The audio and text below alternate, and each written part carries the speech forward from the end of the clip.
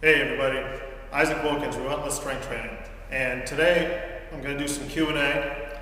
So I'm going to answer a couple questions. First one I'm going to answer is from Becca, and she actually asked me this one a while ago and it kind of slipped through the cracks. So Becca, here's your video. Her question was, how often should I deadlift? And now, like everything else, when it comes to anything that you really want to know the answer to, the answer is, it depends, which kind of sucks. Truth of the matter is there's no like hard and fast rule because there's a lot of variables you're working with here. We're working with where the athlete is as far as their training age, to some degree chronological age, but really their training age. And working with your volume, working with your intensity, working with all those things.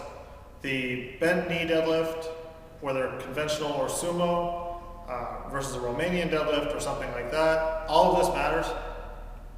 So I'm just going to kind of go through how I look at it. For starters, all my clients deadlift, with like 1% maybe exception, some form of deadlift, because I consider it to be the most valuable exercise for developing overall body strength, developing posterior chain strength, which most people are lacking, and developing overall stability. Plus, it's probably the most functional exercise you can do in the gym, as much as I hate the term functional. You know what I mean? The best real world exercise because you're picking something up off the ground, you're putting it back down. I mean, realistically, it doesn't get any more real world than that. So, everybody deadlifts in some way, shape, or form. But how they do it is going to vary depending on a lot of things. It's the first exercise I teach people. Literally, when they sign up in our first session, they learn how to deadlift in some way, shape, or form, like I said. And I usually run new athletes, unless they come in extremely strong or already very trained or something like that, through 12 to 16 weeks of deadlifting. And they may have a deload in there of some kind, although often with the really young, again, training age athletes, we don't really do a deload. But this isn't going to burn them out. They're going to keep getting better because they're refining the movement, they're learning the movement, and the loads are not going to be so heavy that they're not able to do anything or not able to continue to improve. We've got the fire trucks just exploding in the background behind me, distracting me a little bit, sorry. Anyway, but once an athlete kind of reaches that advanced or intermediate point, and now, not to just throw numbers out there because there's so many variables, but with women that tends to be somewhere in the neighborhood of a 225 pound deadlift.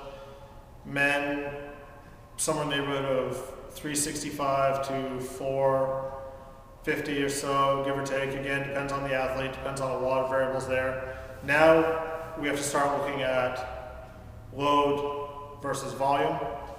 So it kind of looks like this. With the deadlift especially, the deadlift is very taxing on the nervous system. It's easy to burn out on the deadlift. So if we've got a graph, everybody loves these types of graphs, and you've got your volume here, and you've got your load here. And now volume is how many reps, how often you're doing it, how many real deadlifts you're doing. Load is obviously the load. So as the load goes up, you really can't handle a lot of volume on the deadlift. That curve will go down like this. So up here, the load is very low. Really isn't even a curve, to be honest. This doesn't really exist. I have several teachers that would yell at me right now for that. Kind of looks like this. If you're very high load, your volume is going to be very low. And now it's like this for every lift, but for the deadlift, it's a big deal. As you get up there, your volume gets really high, that load is going to come down.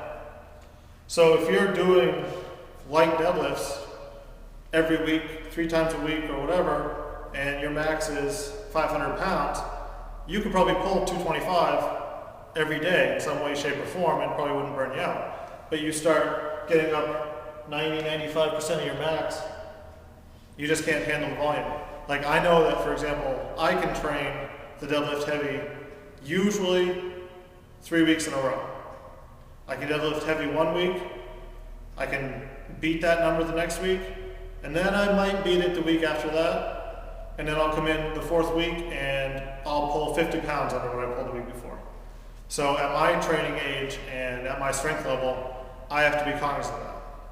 And like I said, we all know exceptions. We all know guys that can pull heavy week after week, month after month, every single week of the year, and they do great. Guess what? They generally the exception. So, back up. Your answer is, it depends. Your answer is also, as with everything else, the heavier you go, the lower your volume has to be. Or you need to mix your volume up with a heavy and a light.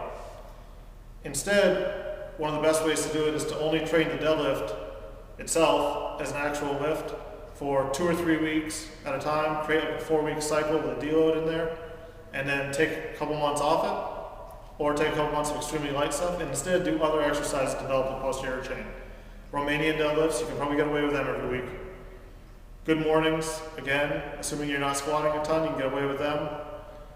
All of those movements will help develop the deadlift muscle, so to speak, and when you come back to the deadlift after a week or two of getting reacclimated to the movement, you'll be that much stronger. So, pay attention to your load, pay attention to your volume, cycle the deadlift in and out, and find some alternative exercises to develop all that musculature, and you'll be good to go.